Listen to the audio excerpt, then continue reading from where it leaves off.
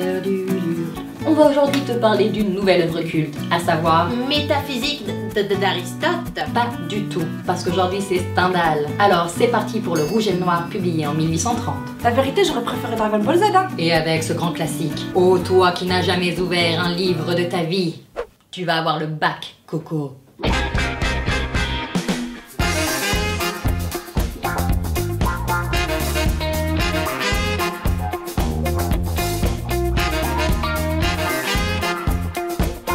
La bio, vite fait bien fait.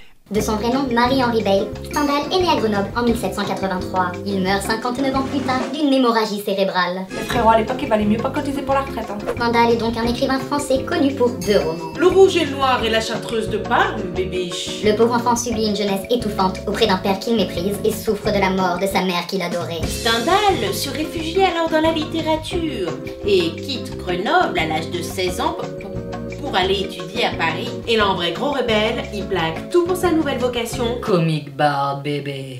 Et moi, mon frère, le caméra d'écrire des comédies tranquilles, t'as vu? Mais Dieu merci, ses cousins voient venir le danger et le forcent à entrer au ministère de la guerre. Ni une ni deux, le jeune Stendhal est envoyé comme sous-lieutenant à Milan, en Italie, timide et romanesque. Il découvre alors émerveillé Le sexe, la drogue et le rock'n'roll.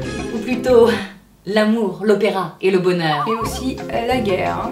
Mais accusé de sympathie auprès des Carbonari, notre grand romantique est finalement expulsé hors de Milan. Pire encore, il est ruiné par la mort de son père. Du coup, en vrai, il retourne à Paname et là, il traîne trop avec la jet set des salons littéraires. et publie son premier roman, Armance, en 1827. Le Rouge et le Noir sort 3 années plus tard et sera d'ailleurs influencé Par la révolution de juillet 1830. Nommé consul en Italie, ce grand voyageur, observateur attentif de son époque, est un amoureux de la vie. En perpétuelle quête du bonheur. Le pitch. Fils d'ouvrier, Julien Sorel est le héros parfait. Il est beau, intelligent, ambitieux et fan inconditionnel. De Napoléon Bonaparte. Malheureusement pour lui, Julien hérite du mépris de son père, qui pense que seul compte la force physique. Et qui estime que l'esprit n'a aucun intérêt. Paix. Toujours est-il que Julien est ultra motivé et veut se faire une place au soleil. Dans la première partie du roman, il ne se laisse pas abattre par la bêtise de sa famille. Et si sa condition sociale l'empêche de devenir militaire, il choisit une première tactique de survie. L'église, mon chaton. Le jeune Sorel devient alors le chouchou d'un abbé qui l'invite à un séminaire. Julien est alors recommandé à Monsieur de Rênal, le maire du village, qui lui propose de devenir le précepteur de ses mioches. Et là, c'est waouh, Gigi découvre tous les bourses de province. Mieux encore, il se tape Louise, la femme du maire. J'adore. Mais quand une lettre anonyme trahit leur adultère, notre héros prend ses clics et ses claques. Qu'est-ce qu'il la Provence était devenu trop dangereux pour lui, la vérité, hein. De nouveau protégé par un abbé, notre jeune héros se voit proposer un poste de secrétaire auprès d'un grand aristocrate parisien, le marquis de la Mole. Rien que le nom, ça fait rêver, hein. Et c'est ainsi que débute la seconde partie du roman qui verra notre héros tenter l'ultime ascension sociale, intégrer la royauté pour devenir noble. Sauf que là, rebelote, le mec il est inarrêtable. Il se tape la fille du marquis et boum, il la fond là. Et ça marche.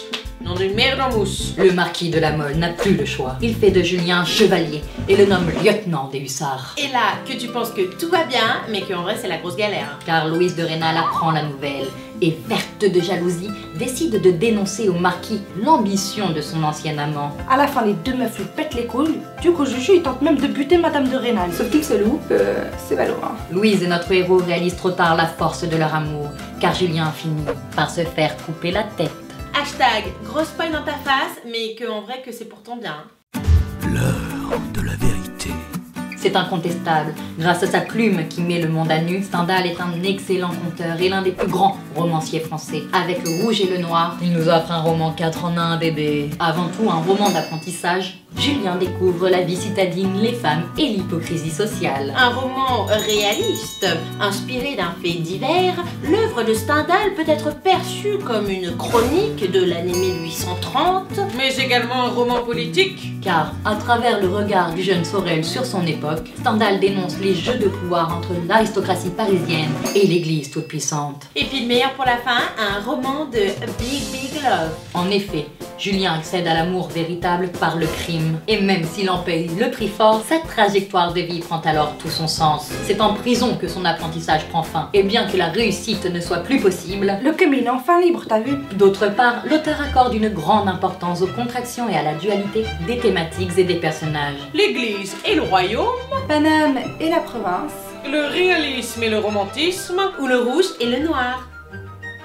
Enfin, et c'est moderne pour l'époque, Stendhal intervient au sein même du roman. Il commente les pensées de ses personnages, souligne la narration et renforce sa position. En portant un regard bienveillant, mais également cynique, voire même féroce sur la société.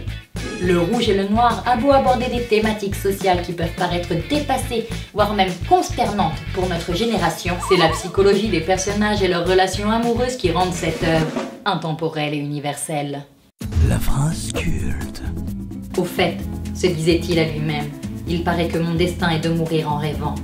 Un être obscur, tel que moi, sûr d'être oublié avant 15 jours, serait bien dupe, il faut l'avouer, de jouer la comédie. Il est singulier pourtant que je n'ai connu l'art de jouir de la vie que depuis, que j'en vois le terme si près de moi. Roman plein d'émotions, Le Rouge et le Noir est un récit qui plaira aux grands romantiques. En tout cas, on compte sur toi pour briller devant tes profs. Et pour nous remercier, pense à t'abonner, parce que maintenant, tu as le book, Coco. À tantôt!